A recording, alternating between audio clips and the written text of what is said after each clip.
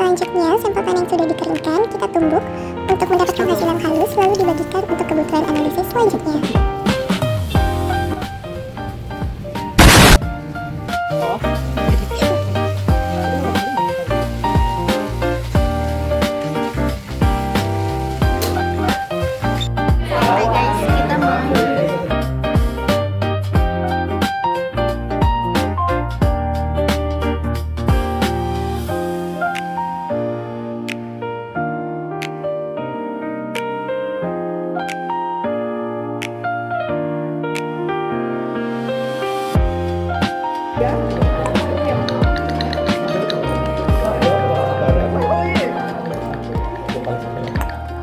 Nah, pada kali ini kita bakal ngelakuin analisis ukuran pH tanah dan P tanah.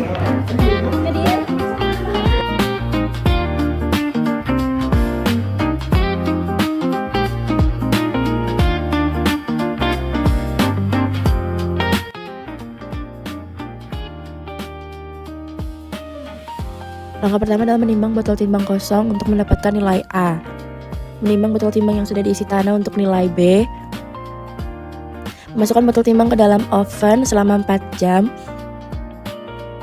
Mengambil botol timbang yang sudah di oven selama 4 jam. Memasukkan botol timbang yang sudah diambil ke dalam deksikator. Setelah dingin, bisa langsung ditimbang untuk mendapatkan nilai C. Selanjutnya adalah ini analisis N total tanah. Jadi kita memasukkan tanah 0,5 gram ke dalam tabung destruksi kidal. Terus kita tambahin H2SO4 pekat sebanyak 3 mili karena ini kapasitasnya pipet cuma 1 mili. Jadi kita memipetnya sebanyak 3 kali. Terus kalau udah sebanyak 3 mili itu nanti kita tambahin bubuk ini K2SO4 dan juga JuSO4. Kalau udah ditambahin kita destruksi sampai larutannya itu menjadi putih susu. Kalau udah putih susu itu nanti kita dinginkan, dan kalau sudah dingin kita tambahin larutan Aquades sebanyak 50 ml ke dalam tabung tadi yang sudah didestruksi dan tentunya sudah didinginkan.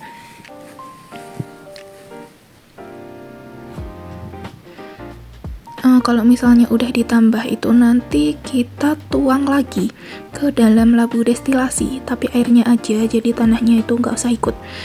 Terus kita siapkan juga 10 mili NaOH dituang ke dalam labu destilasi. Setelah itu kita pasang di kompor. Jadi untuk proses destilasi, setelah itu juga kita siapkan larutan penampung. Jadi menakar 10 mili asam borat yang berwarna biru itu ditaruh nanti di Erlenmeyer Mayer kecil sebagai larutan penampung. Selanjutnya itu adalah proses destruksi.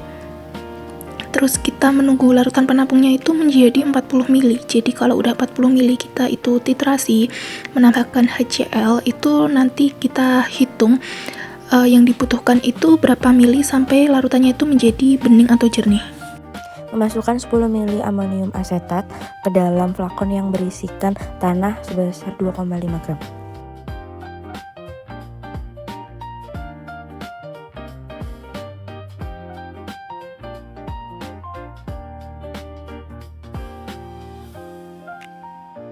Menggocok selama 30 menit. Setelah digocok, larutan disaring dengan kertas penyaring hingga larutan berwarna bening.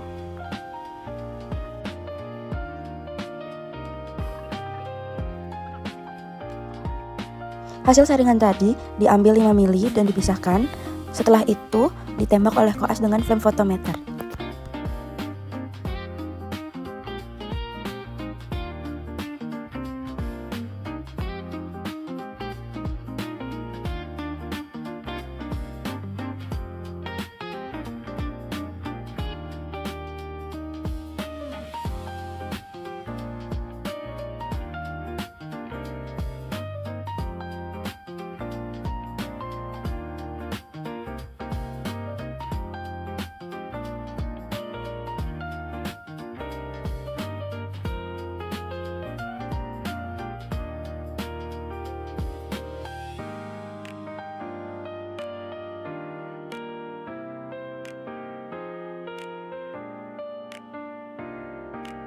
Pada analisis DHL atau daya hantar listrik, yang pertama air irigasinya dikocok terlebih dahulu, lalu disiapkan flakon dan mengukur air irigasi sebanyak 25 mili, lalu dimasukkan ke dalam flakon yang sudah disiapkan tadi dan akan diukur menggunakan alat elektrokonduktometer.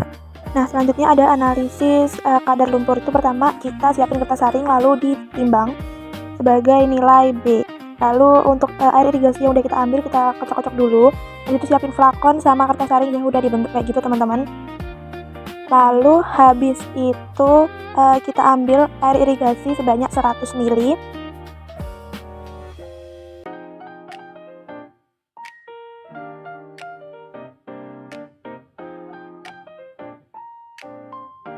Dan mulai disaring di kertas saring yang tadi. Nah, kurang lebih disaringnya kayak gini. A few moments later. Nah, ini yang udah disaring lalu di oven selama 4 jam. 2,000 years later. Setelah di oven, diambil lalu ditimbang sebagai nilai A. Selanjutnya itu untuk mengukur kadar pH air, jadi kita menuang 25 ml sampel air irigasi yang udah kita ambil, terus kita tuang ke dalam flakon. Habis itu kita tutup aja, terus kita mengukurnya dengan alat yang bernama pH meter. Nah, itu di lab dulu karena tadi bekas dari kelompok sebelumnya. Terus habis itu kita menunggu alat pH meternya itu sampai tulisannya itu menjadi ready. Nah, kalau udah ready itu hasil dari kami itu 6,81. Selanjutnya ada analisis P dan K jaringan tanaman. Itu P dan K jaringan tanaman yang udah ditimbang masing-masing sebanyak 0,1 gram itu dimasukkan ke dalam tabung reaksi. Nah, sebelum P dan K yang ditimbang itu udah di oven terlebih dahulu selama 2 hari dan di blender. Lalu di sebelah kiri itu terdapat larutan HNO3 pekat dan HClO4. Itu masing-masing dimasukkan ke dalam tabung reaksi sebanyak 1 mili. Lalu setelah semuanya masuk itu didiamkan selama semalaman. Nah, setelah didiamkan selama semalaman lalu dilakukan proses. Wow, ngantri guys. Ini ngantri dulu kita teman-teman. Belum. Ini saatnya kita teman-teman lihat masukkan ke sini. Hai guys, jadi ini ada PK jaringan, PK pupuk. Nah, kita bakalan lakuin destruksi di sebelah sana. Ayo, let's go. Ikutin kita. Kenapa nggak disatuin jadi satu? Oh, nggak. Tenang mbak, tak benerin. Destruksi. Nah, ini setelah destruksinya selesai, diukur Aquades sebanyak 6 mili. Lalu dimasukkan ke dalam hasil destruksi tadi. Lalu sedikit digoyang-goyangkan agar dia tercampur. Nah, itu sudah disiapkan flakon dan kertas Batman dan disaring. Lalu diambil filtratnya sebanyak 1 mili. Selanjutnya ini adalah buat N jaringan dan juga N pupuk. Jadi kita nambahin sampel jaringan sebanyak 0,2 gram dituang ke dalam tabung destruksi jedal. Terus kita nambahin juga sampel pupuk 0,1 gram ke dalam tabung, tapi ini tabungnya berbeda. Jadi kita ada 2 tabung. Terus kita nambahin pupuk CU2SO4, COS4 dan juga K2SO4. Terus juga nambahin H2SO4 pekat itu masing-masing sebanyak 3 mili.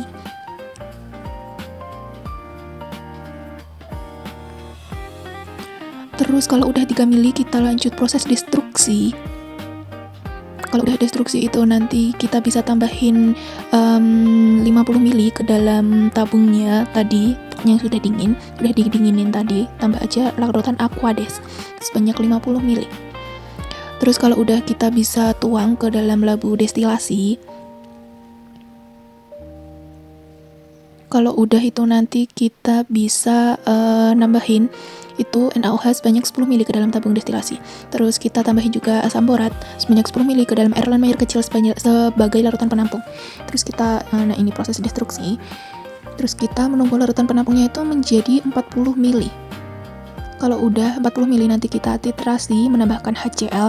Itu nanti kita hitung berapa HCl yang digunakan sampai menjadi larutannya itu menjadi bening. Langkah pertama adalah menimbang botol timbang kosong untuk nilai A. Langkah kedua adalah menimbang botol yang sudah diisi sampel untuk nilai B. Setelah itu masukkan ke dalam oven dan tunggu selama 4 jam dengan suhu 70 derajat Celcius. Setelah 4 jam, botol timbang dikeluarkan lalu dimasukkan ke dalam deksikator. Setelah dingin bisa dikeluarkan dan ditimbang kembali untuk mendapatkan nilai C.